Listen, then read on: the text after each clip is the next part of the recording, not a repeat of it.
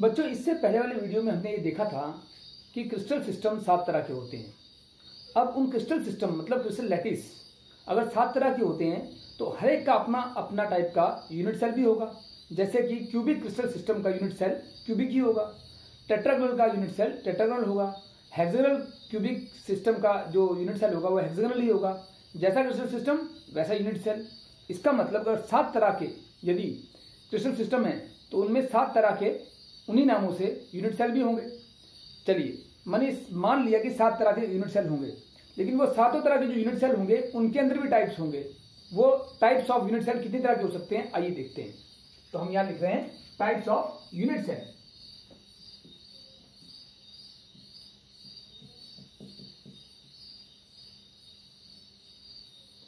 देखिए इनको बांटा गया है 2 तरह से।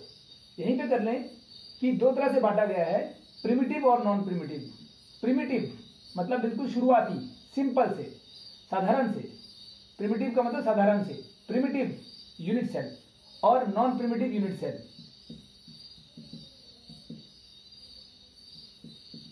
Unit cell. अब प्रिमिटिव जो है वो एक ही प्रकार का है क्योंकि वो साधारण सा है, तो उसको हम कहेंगे सिंपल यूनिट सेल। वो सिंपल यूनिट सेल होगा भाई।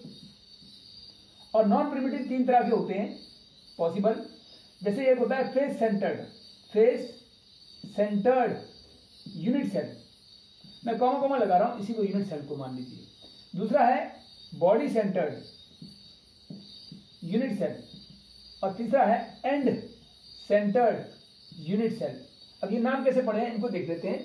बहुत सिंपल सा केस है कि सिंपल यूनिट सेल कैसा होता है।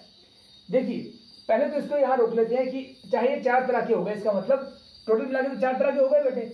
अब ये चारों तरह के यूनिट सेल, मान लीजिए कि अगर क्यूबिक सिस्टम लेते हैं, क्यूबिक सिस्टम, तो क्यूबिक क्रिस्टल का यूनिट सेल 3 तरह के तो उसमें होते ही है, सिंपल, फेस सेंटर्ड और बॉडी सेंटर्ड। लेकिन उसमें एंड सेंटर्ड नहीं होता है। तो उसमें सिंपल अगर होगा तो उसे कहेंगे सिंपल क्यूबिक। ऐसे ही फेस सेंटर्ड क्यूबिक, वैसे ही बॉडी सेंटर्ड क्यूबिक। ये 3 तो क्यूबिक होते हैं, लेकिन एंड सेंटर्ड क्यूबिक नहीं होता। तो उस केस में अगर हम क्यूबिक की बात करते हैं, क्यूबिक क्रिस्टल सिस्टम की बात कर रहे हैं, क्यूबिक क्रिस्टल की बात कर रहे हैं, तो उसमें 3 तरह के होते हैं, सिंपल, फेस सेंटर्ड और बॉडी सेंटर्ड। मैंने एस, एफ और बी लिखा है। सिंपल क्यूबिक, क्योंकि वो क्यूबिक है ना इसलिए क्यूबिक वर्ड लगेगा। Simple cubic, face centred cubic और बॉडी सेंटर्ड क्यूबिक। लेकिन इसमें एंड सेंटर्ड क्यूबिक नहीं होता, क्यूबिक में नहीं होता।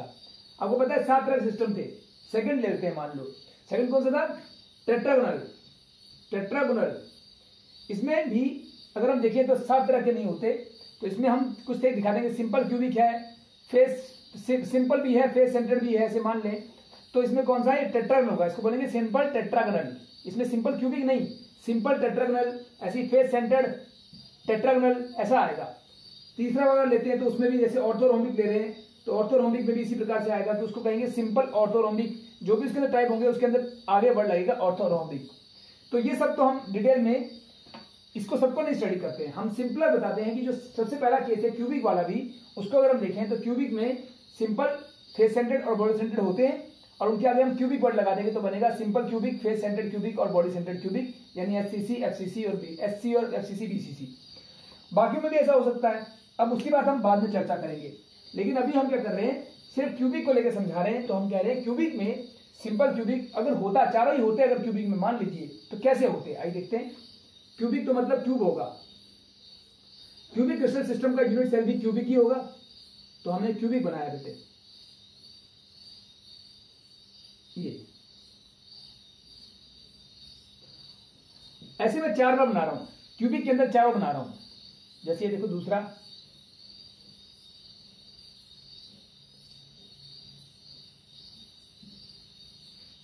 तीन 4 बार डायग्राम बनाने पड़ेगा इसका, तो बना लेते हैं फटाफट। अब देखिए, और इसमें क्या अंतर करेंगे पहला वो देखना आप।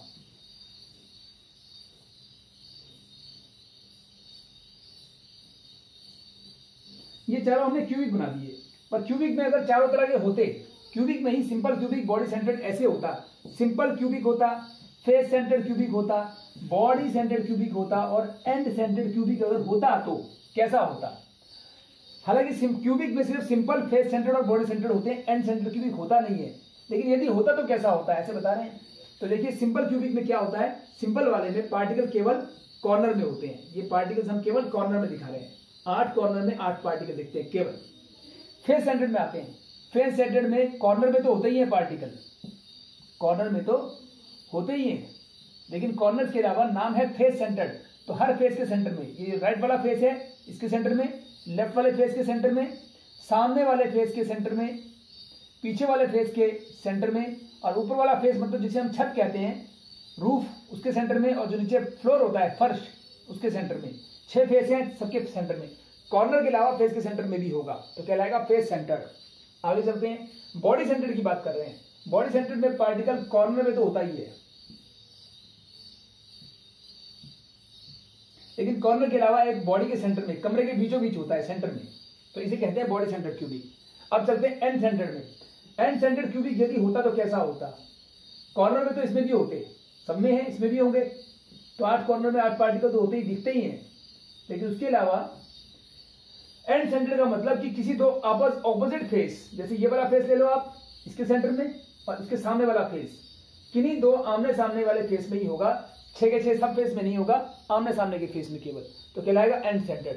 अब आप सोचिए कि सिंपल में केवल 3 ही तरह के होते हैं, 4 तरह का नहीं होता है। ऐसे ही सब में चारों तरह के नहीं मिलते हैं। सभी जो 7 तरह के दूसरे सिस्टम है, यदि सब में सभी में 4 तरह के मिलते तो 7 4 28 टाइप के यूनिट सेल हो जाते, लेकिन सब में चारों तरह के नहीं मिलते हैं। किसी में तो एक ही मिलता है, किसी में 2 तरह का, किसी में 3, और किसी में एक आदमी 4 मिलता है। तो उस हिसाब से सब में 4 नहीं होंगे, किसी में कम होते हैं और किसी में पूरे 4 होते हैं। तो वो हम आगे डिटेल में करने वाले हैं, उसको थोड़ा सा वेट कीजिए। अभी हमने सिर्फ देखा कि यूनिट सेल 4 तरह के कैसे हैं, simple, face centred, body centred और एंड सेंटर्ड। और क्यूबिक के केस में एंड सेंटर्ड नहीं होता, ये बताया। यदि होता तो ऐसा होता, किसी और में भी अगर एंड सेंटर्ड होता तो ऐसा होता कि आमने सामने के फेस में पार्टिकल होता और कॉर्नर में होता। ये बातें यहाँ पे करके अब हम आगे बढ़ेंगे। इसके बाद हम एक चीज और करने जा रहे हैं, इसको मिटाता हूं और इससे आगे चलते हैं। इसके बाद हम एक चीज और करने वाले हैं कि contribution of particle to the unit cell. लिख रहे हैं हम, आर्टिकल का नाम लिख रहे हैं, इधर छोटा सा आर्टिकल है कि contribution of particles, contribution of particles, particles का कंट्रीब्यूशन किसको? To the unit cell, to unit cell. क्या मतलब है इसका? देखिए, मान लीजिए पार्टिकल कहाँ है, तो पार्टिकल की लोकेशन देख रहे हैं। लोकेशन मतलब पार्टिकल की, ऑफ पार्टिकल, पार्टिकल कहाँ कहाँ हो सकते हैं उसके हिसाब चल रहे हैं। तो एक टेबल बना रहे हैं बेटे, और उसका कंट्रीब्यूशन यहाँ लिख देंगे।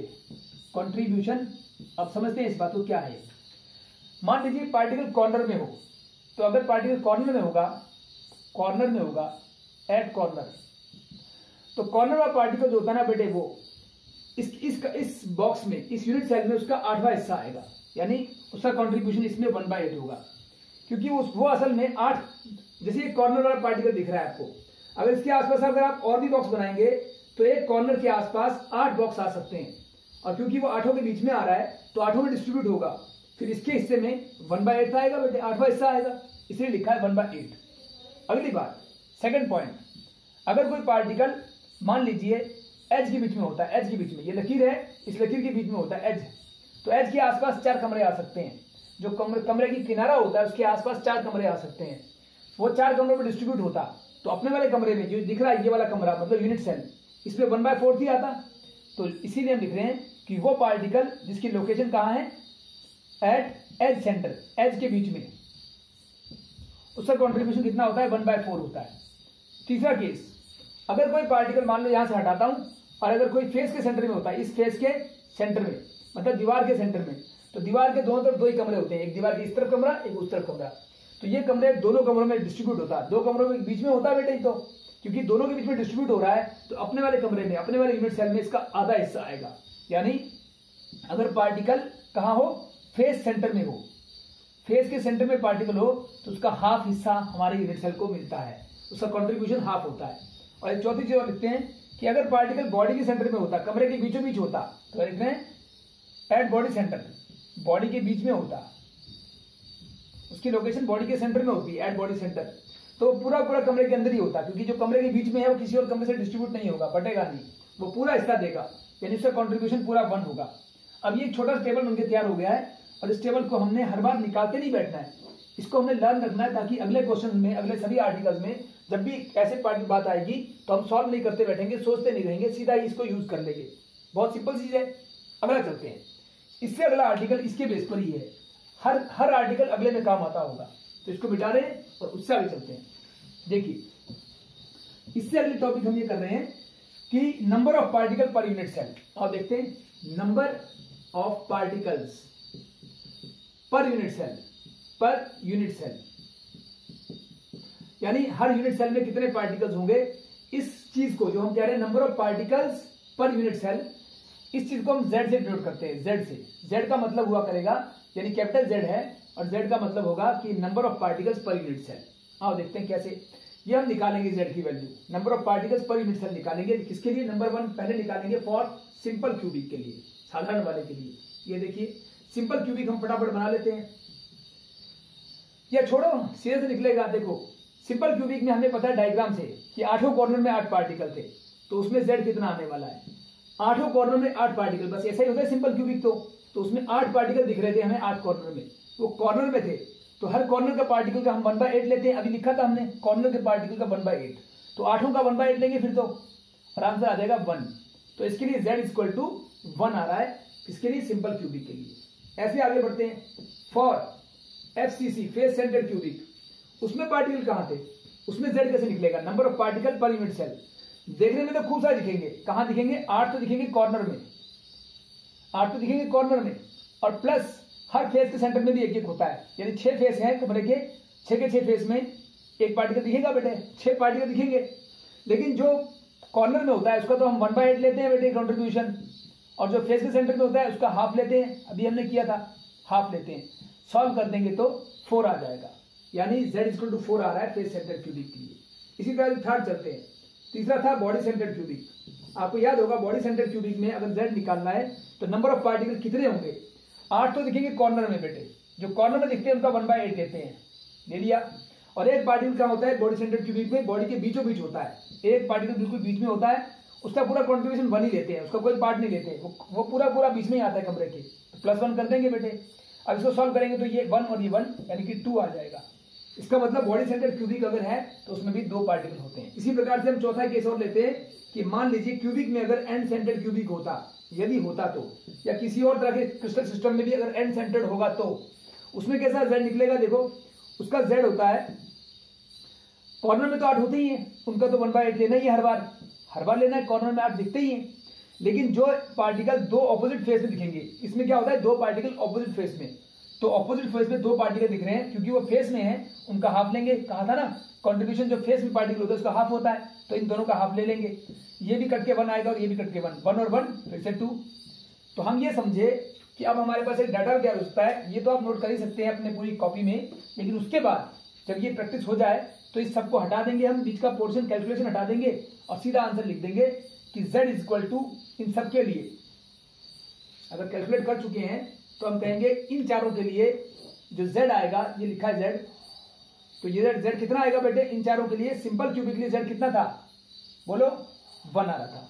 फेस सेंटर के लिए 4, बॉडी सेंटर के लिए 2 और एंड सेंटर के लिए 2। तो ये एक टेबल हमारे पास डाटा का फिर से तैयार हो गया।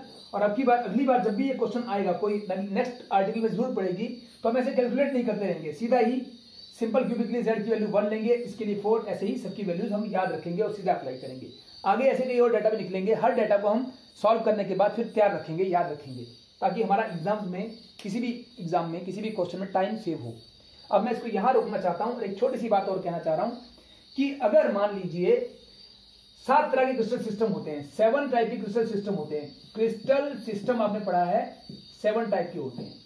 यदि सब में 4-4 तरह के होते, ये चारों तरह के सब में होते यूनिट सेल, तो इंटू 4 करते और आता 28 टाइप के यूनिट सेल आते। यानी थ्योरेटिकल पॉसिबल तो इतने हैं, थ्योरेटिकल का मतलब कागजों के हिसाब से इतना पॉसिबल है कि 7 में 4-4 होते, तो थ्योरेटिकली इतने पॉसिबल होते, लेकिन इतने असल में नेचर में पाए नहीं जाते। नेचर में केवल 14 ही पाए जाते हैं, क्योंकि सबके 4-4 नहीं होते, किसी के 2, किसी का 1, किसी के 3, किसी के 4, सबके 4-4 नहीं होते, तो कुछ घट जाएंगे बेटे। वो असल में कितने आ रहे हैं? नेचर में 14 यूनिट सेल ही पॉसिबल हैं। तो इसका मतलब है कि नेचर में केवल only 14 unit cells are present, और इन 14 यूनिट सेल जो नेचर में प्रेजेंट होते हैं, इनको एक नाम दिया गया है Bravais lattice. What are Bravais lattices?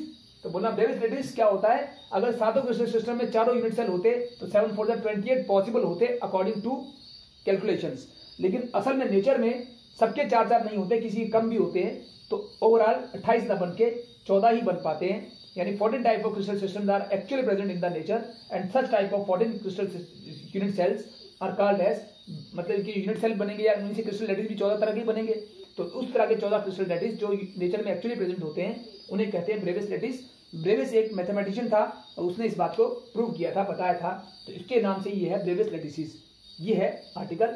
अब इसको यहाँ रोक देते हैं और अगला टॉपिक फिर इसको लेकर इसकी डिटेल और आगे बढ़ते हैं इसको अगले वीडियो में। Thank you.